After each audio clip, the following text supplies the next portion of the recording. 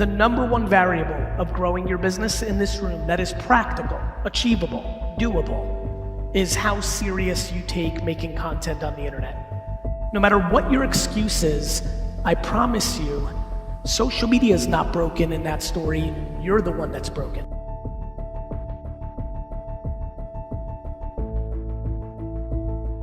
I know what's happening with the 20-year-olds that everybody makes fun of who are picking up incredible market share from a lot of you because they're actually being seen on social. They may not know business yet, and you love making fun of them for that.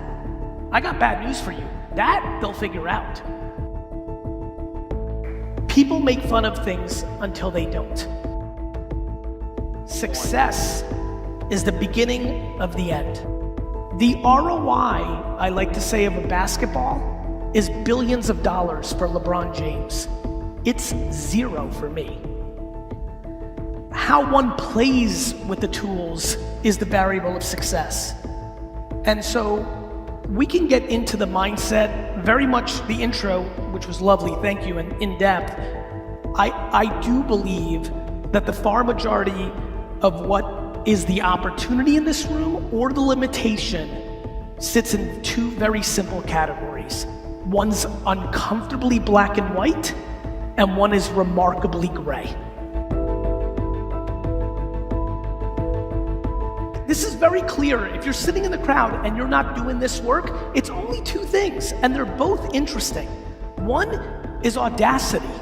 You're audacious that what you did in 1993 or 2001 or 2007 is enough for you to dominate 2022. Or you've lost your ambition, which is okay.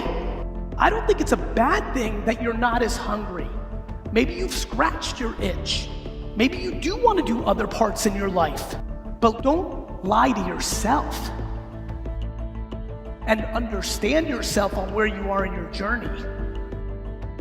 If you want to sell things, it's a good idea to make it easier for people to buy from you. And so the innovation is the mindset. The innovation is going home now and deciding what you just saw in this talk and saying, is he right or is he wrong? And if you find yourself saying, he's right, but I don't want to, I really mean this, that's okay. But then you have to be honest with yourself of where you are in your career, whether that means maybe doing something else because you don't have fire for it, or being content, which is fine, a beautiful thing if you're content, but you have to be aware that this is all happening around you. One of the great things about COVID is it breaks your patterns. When you're able to make it to the other side of a war or a pandemic or a challenging time in one's life, it gave you time to kind of slow down. You know, the reality is that life is about understanding the alternative. It's really hard to complain about what milk was put in your Starbucks when you came from dirt. So the number one variable of growing your business is how serious you take making content on the internet. Either you're good at it or you're not, no different than basketball. We need to have a very big conversation in the business world about how much kindness, compassion, empathy are the superpowers of business. Actual kindness means giving without expectation. And I believe in business, what is very clear to me is people think kindness and they use kindness, but what it really is a slight version of manipulation. You're doing something with thinking something else is gonna happen. You're referring because you think you're gonna, and it's all good.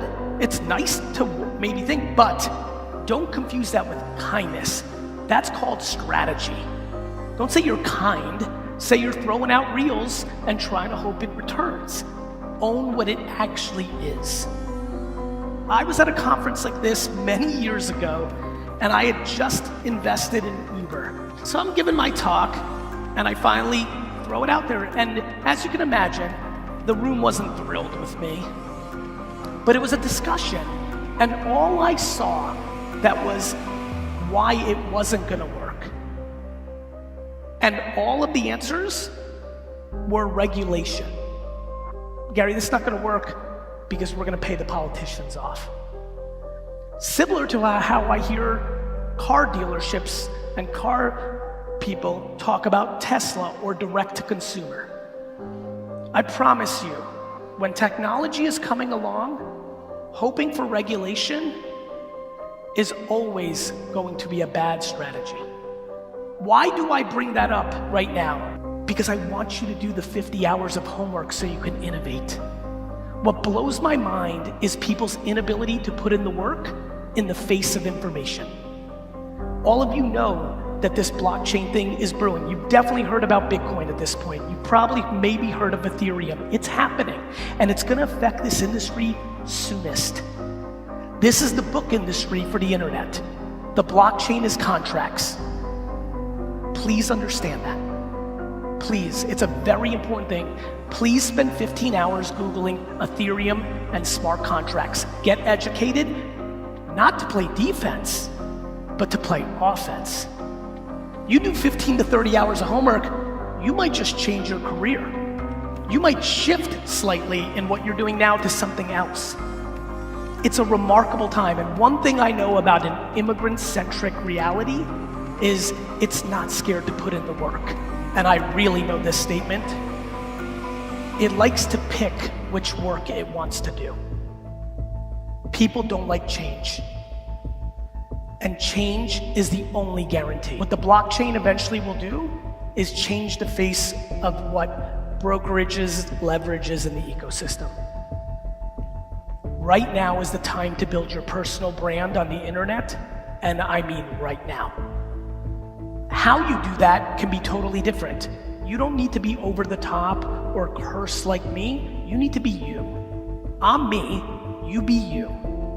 But what you need to do is start producing content to educate people on who you are. If you're uncomfortable with the way you look and you don't want to be on video, then do audio and do a podcast.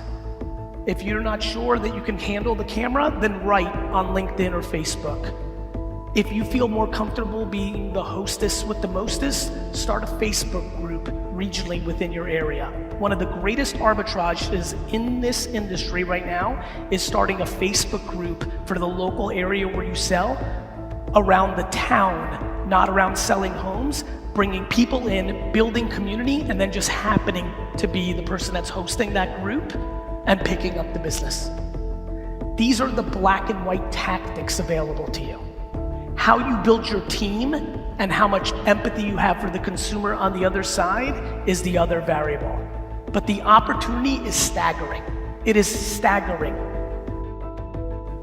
I come here, fly across the country and fly back for one reason, to put so much pressure on this room to do the homework. I mean it.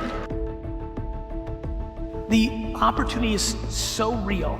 You are literally one viral TikTok video away from selling 13 homes because of it.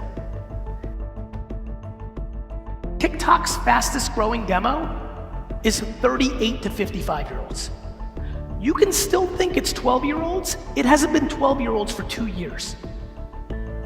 That's the game of no versus the game of yes. That's the game of staying curious.